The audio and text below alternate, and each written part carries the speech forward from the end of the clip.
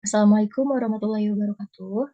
Perkenalkan nama saya Fadila Nurhoyunisa dengan NPM 1006060119018 dari kelas A Prodi Statistika di Universitas Islam Bandung. Saya akan memaparkan program kreativitas mahasiswa dengan bidang riset sosial humaniora yang berjudul Pengembangan Pariwisata Syariah di Kota Bandung sebagai destinasi baru wisata halal. Tugas tersebut sebagai bahan pelaksanaan UTS dari mata kuliah Konsultasi Statistika dengan dosen pengampu yaitu Bapak Abdul Kudus PhD. Selanjutnya, pendahuluan berdasarkan Kementerian Pariwisata dan Ekonomi Kreatif atau Kemenparekraf memiliki visi dan misi untuk menjadikan Indonesia sebagai negara tujuan pariwisata kelas dunia dan mengembangkan destinasi pariwisata kelas dunia.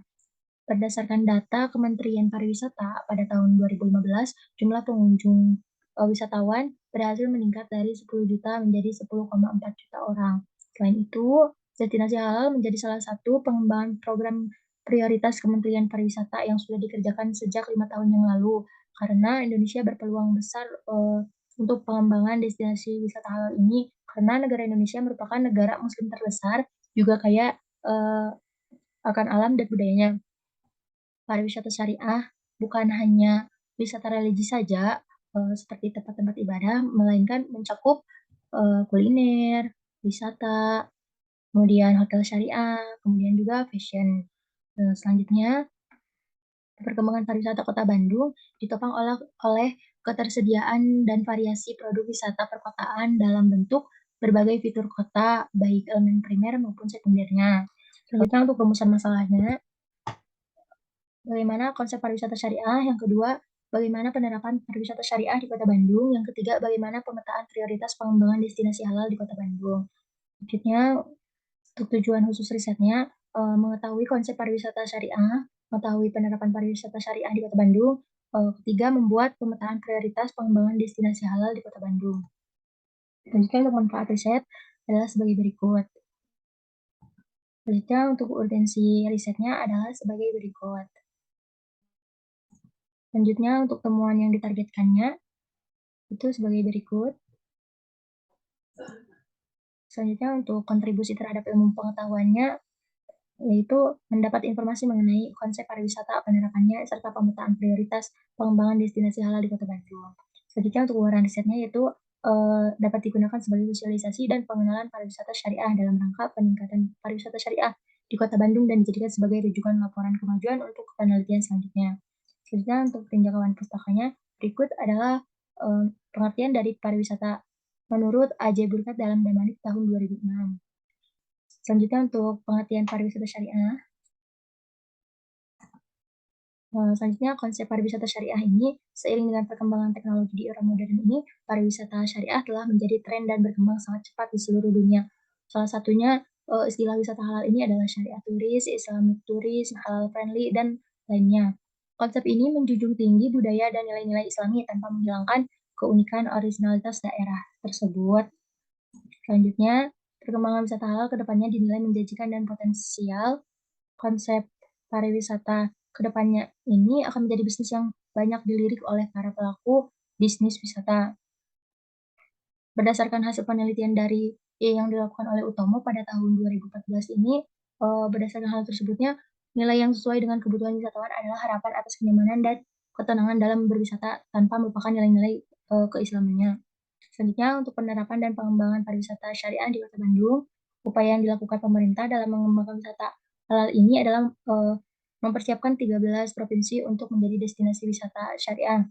Pada pelaksanaannya, Kementerian Pariwisata akan membantunya dan didukung oleh tingkat dinas kebudayaan dan pariwisata tingkat provinsi dan kota kabupaten setempat. Selanjutnya, percepatan pengembangan wisata halal Jawa Barat ini dimulai sudah dari tahun 2016 dari 26 kota kabupaten yang ada di Jawa Barat. Kota Bandung dianggap paling berpotensi dan mampu mempresentasikan wisata halal. Karena kota ini dinilai memiliki kelengkapan infrastruktur dan program wisatanya yang dapat mendukung percepatan wisata halal. Selain itu, Kota Bandung juga mengalami peningkatan jumlah wisatawan selama kurun waktu 4 tahun. Namun terdapat masalah yang menjadi hambatan dalam mempersiapkan destinasi wisata halal ini.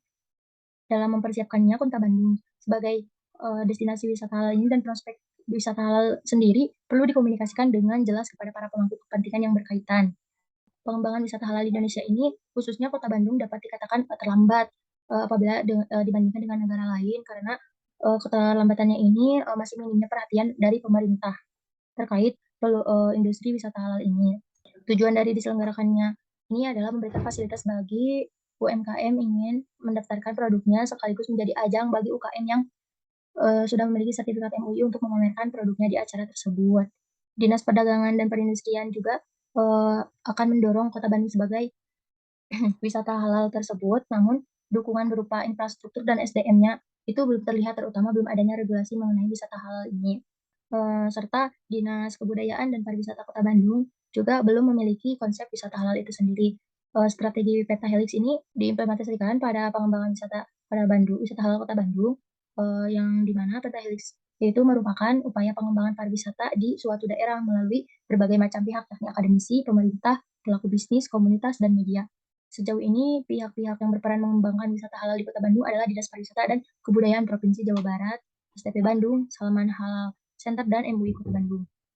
Selanjutnya untuk metode risetnya, metode metode penelitian atau metode riset yang digunakan dalam penelitian ini adalah menggunakan metode penelitian kualitatif, yaitu jenis penelitian yang hanya memaparkan fenomena tentang apa yang dialami seperti perilaku, persepsi, peristiwa, situasi, dan lain-lain secara holistik dan dengan cara deskripsi dalam bentuk kata-kata dan bahasa. Teknik pengumpulan datanya yaitu melakukan observasi, yaitu teknik pengumpulan ini melakukan pengamatan langsung terhadap objek penelitian. Yang kedua adalah dengan dokumentasi atau dengan kepustakaan, yaitu proses pengumpulan datanya dengan pengambilan data yang diperlukan yang diperoleh dari buku, jurnal, artikel, atau dari internet yang memiliki keabsahan sumber yang akurat dan pasti kebenarannya. Selanjutnya analisis datanya, data yang diperoleh dari hasil observasi dan dokumentasi akan dilakukan analisa dan teliti dengan metode literatur, studi kualitatif fenomenologi. Penelitian terhadap fenomenologi ini dan etnografi merupakan penelitian kualitatif yang berangkat dari sebuah fenomena yang ditemukan di lapangan mengungkapkan tentang budaya dan kehidupan masyarakat. Selanjutnya adalah biaya dan jadwal kegiatannya. Berikut adalah anggaran biayanya yang akan dikeluarkan. Selanjutnya adalah jadwal kegiatannya. Berikut adalah untuk daftar pustakanya. Sekian pemaparan PKM dari saya. Terima kasih atas perhatiannya. Mohon maaf apabila banyak kekurangan. Wassalamualaikum warahmatullahi wabarakatuh.